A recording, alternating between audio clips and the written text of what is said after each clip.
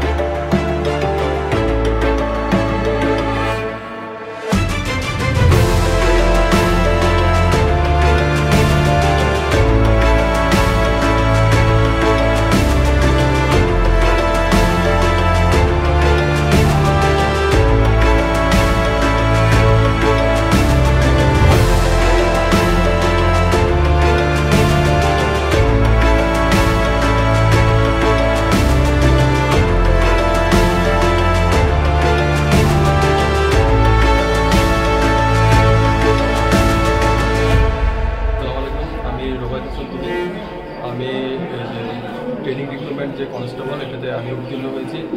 আমার পুরো নাম হচ্ছে আফরোজা আক্তার, আর আমি থাকি রাঙামাটি জেলার রঙ্গুদা উপজেলা মুসলিম ব্লক গ্রাম। আমার নাম হচ্ছে জাসমিন চাকমা, আমার গ্রামের বাড়ি হচ্ছে পাঞ্চলি মনো আদম সুবলঙ্গ। আমি মোহাম্মদ শামীম, আমি রাঙামাটি জেলার রঙ্গুদা উপজেলা থেকে আসছি।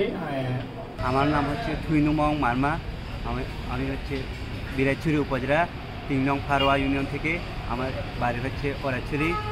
মানে সবার মধ্যে একটা বিরূপ ধারণা থাকে যে কি পুলিশের চাকরি পেতে হলে মানুষের মাধ্যমে, লিঙ্কের মাধ্যমে বা কারোর সাথে যোগাযোগের মাধ্যমে বা টাকা পয়সা লেনদেনের মাধ্যমে পুলিশের চাকরিটা হয়।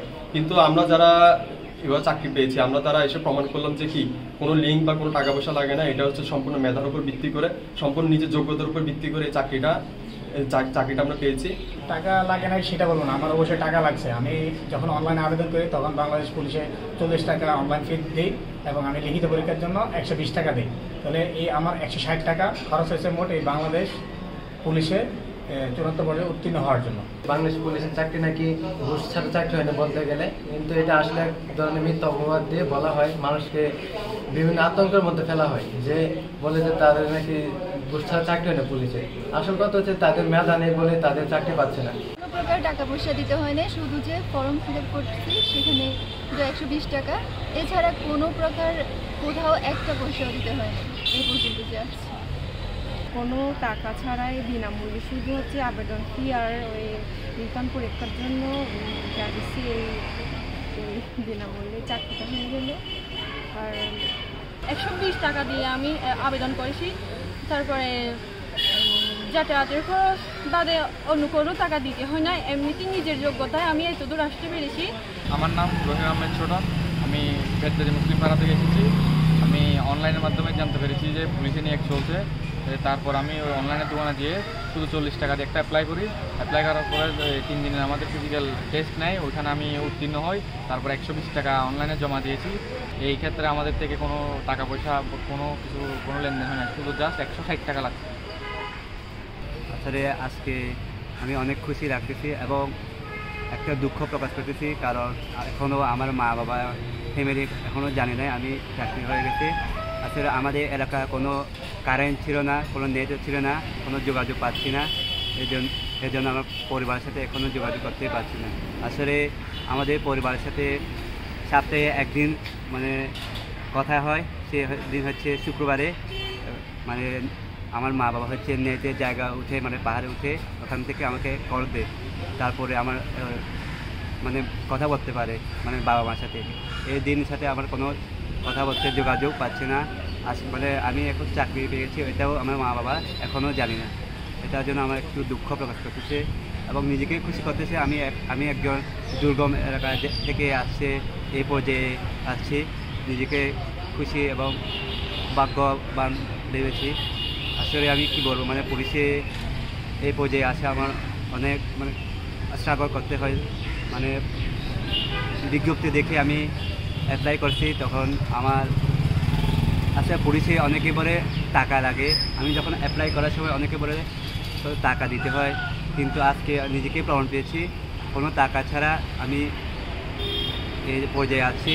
শুধু টাকা ওই যে অ্যাপ্লাই করার সময় 120 টাকা দিতে হয় এবং পরীক্ষার সময় রিটেনে মানে 140 টাকা পেমেন্ট করতে হয়। এই 160 টাকা দিয়ে আমার চাকরি হয়ে গেছে, এর জন্য আমি নিজেকে অনেক খুশি। মূলত বর্তমান সরকারের জনগণের প্রতি যে আন্তরিকতা এবং দায়বদ্ধতা, এর উদ্দেশ্যে আমরা নিয়োগ প্রক্রিয়াকে সুন্দরভাবে করার চেষ্টাটা করেছি। আমরা রাঙ্গামাটি পার্বত্য জেলাতে প্রত্যেকটা স্টেক হোল্ডারদেরকে সচেতন করেছি তারা যেন এই কনস্টেবল নিয়োগ পরীক্ষায় তারা অংশগ্রহণ করে বিভিন্ন প্রক্রিয়ার মাধ্যমে, বিশেষত সামাজিক যোগাযোগ মাধ্যম এবং আমাদের প্রত্যেকটা থানার মাধ্যমে আমরা প্রচার চালিয়েছি। তো আমাদের এখানে সর্বমোট আমরা দেখেছি যে 785 জন প্রার্থী আবেদনকারী ছিল। সেখানে আমরা প্রথম তাদেরকে ডকুমেন্ট, তাদের মাপ, এটা আমরা পরীক্ষা করেছি। এরপর ফিজিক্যাল এন্ডিউরেশন টেস্ট আমাদের একটা আছে, শারীরিক সক্ষমতা, এটা আমরা এই পর্যায়ে আমাদেরকে বিভিন্ন পরীক্ষা রয়েছে, সে পরীক্ষার মাধ্যমে তাদেরকে বাছাই করেছি। সর্বশেষ যারা ছিলেন তাদেরকে আমরা লিখিত পরীক্ষা, একটি স্ট্যান্ডার্ড লিখিত পরীক্ষা যেটা পুলিশ হেডকোয়ার্টার কর্তৃক হয়েছে, বাস্তবায়ন হয়েছে এবং পরীক্ষার খাতা মূল্যায়ন হয়েছে পুলিশ হেডকোয়ার্টার কর্তৃক নির্ধারিত পরীক্ষকের মাধ্যমে। এর মাধ্যমে সর্বশেষ তাদেরকে আমরা যাচাই বাছাই করেছি, তাদের মনস্তাত্ত্বিক পরীক্ষা এবং ভাইভা পরীক্ষা। এর মাধ্যমে আমরা চেষ্টা করেছি রাঙ্গামাটি জেলায় অংশগ্রহণকারীদের মধ্য থেকে মেধার ভিত্তিতে সর্বোত্তম মেধাটাকে নির্বাচন করার। সেখানে আমরা খুব তৃণমূল পর্যায়ের প্রার্থীদেরকে পেয়েছি যারা খুব হতদরিদ্র পরিবারের সন্তান, যারা এখানে পরীক্ষা অংশগ্রহণ করেছে, তাদের যথেষ্ট মেধা এবং প্রতিভা আছে।